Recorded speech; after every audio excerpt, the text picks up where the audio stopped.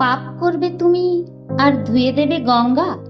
কাকে বোকা বানাচ্ছ, নিজেকে নাকি গঙ্গাকে? এই দুনিয়াতে কর্মের ফল সঠিক সময় পেয়ে যাবে, তা পেতেই হয়। যত ভবিষ্যতের জন্য চিন্তা করবে তত দুশ্চিন্তা বাড়বে।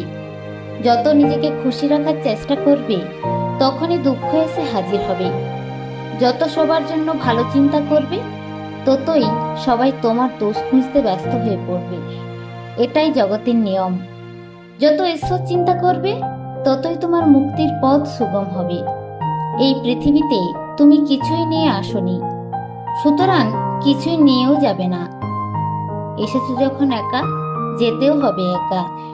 তাই যাওয়ার আগে এই রঙ্গমঞ্চে নিজের অস্তিত্ব টিকিয়ে রাখার জন্য, নিজের নামকে ধরে রাখার জন্য ভালো কর্ম করে যাও, কারণ কর্মেই তোমার পরিচয়।